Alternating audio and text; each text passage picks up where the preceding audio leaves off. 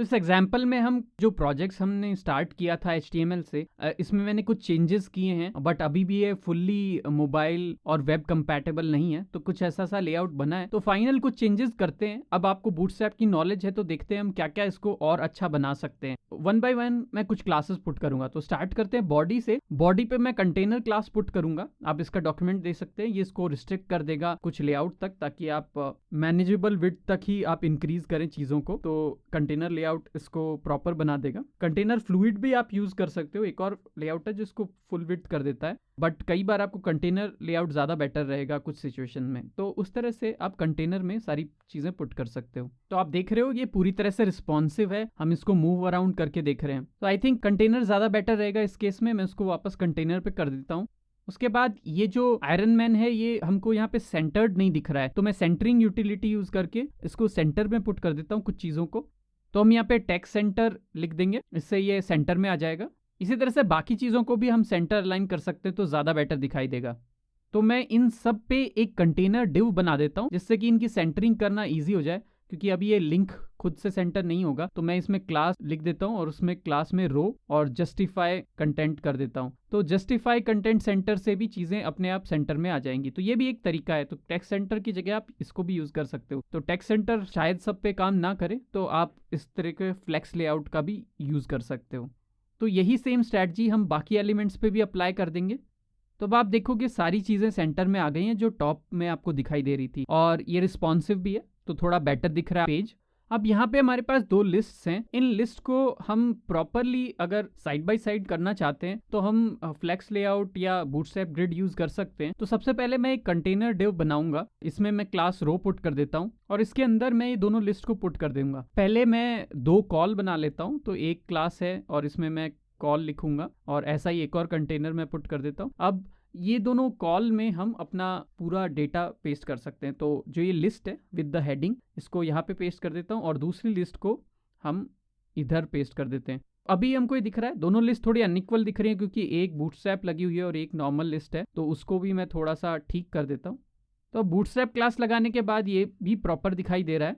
तो नेक्स्ट हम देखते हैं ये चीज़ें, ये भी थोड़ी सेंटर अलाइन होनी चाहिए। तो इसमें कुछ चेंजेस हम करते हैं। इमेज है और ये हेडिंग है। सबसे पहले एक डिव बना लेते हैं और इसमें हम सेंटर में जस्टिफाई कर देंगे चीज़ें जैसे हम पहले करते आए हैं, और फिर इन दोनों चीज़ों को भी यहाँ पुट कर देते हैं। तो इससे ये भी सेंटर में आ जाएगा।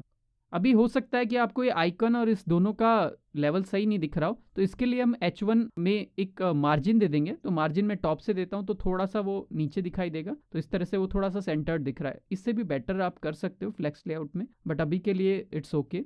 नेक्स्ट आप देखोगे ये रजिस्ट्रेशन फॉर्म लिखा हुआ है, ये भी सेंटर्ड नहीं है। तो इस पे भी मैं क्लास टेक्स्ट सेंटर पुट कर दूंगा, इजीएस्ट वे है, उससे ये भी सेंटर में आ जाएगा। दूसरा फिर हम ये फॉर्म्स देख रहे हैं, ये फॉर्म्स कुछ ज्यादा ही वाइड दिख रहे हैं इस स्क्रीन के हिसाब से। तो हम कुछ ऐसा इसमें लिखते हैं, इस पर्टिकुलर स्क्रीन में ये एकदम सेंटर में दिखे पर थोड़े छोटे दिखे। तो मैं एक कंटेनर लिखता हूँ, अगेन मैं रो क्लास का यूज करूंगा और उसके अंदर मैं कुछ कॉलम पुट कर देता हूँ और उस कॉलम को मैं सेंटर में पुट करूंगा। तो कॉलम की साइज में थोड़ी छोटी रखना चाहता हूँ, तो इसके लिए मैं इसकी साइज 6 पुट कर देता हूँ, लेकिन 6 से वो शुरू में प्रिंट होगा। तो एक तरह का हमको सेंटरिंग भी बाद में करनी पड़ेगी, वो हम देखते हैं। तो अभी के लिए मैंने फॉर्म पेस्ट कर दिया है।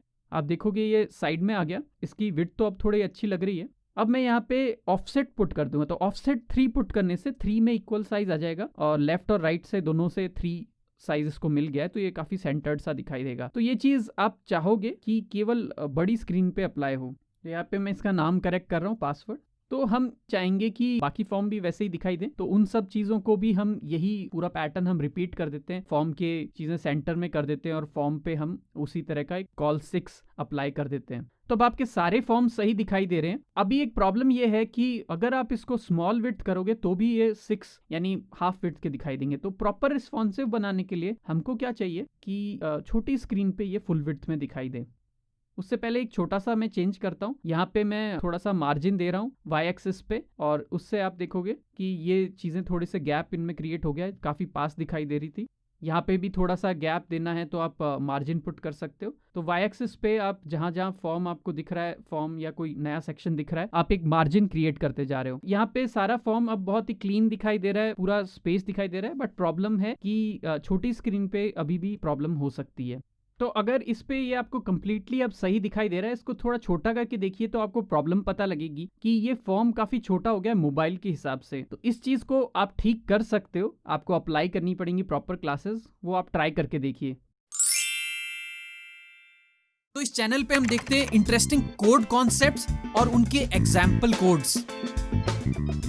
अगर आप और ऐसे वीडियो देखना चाहते हैं तो सब्सक्राइब कीजिए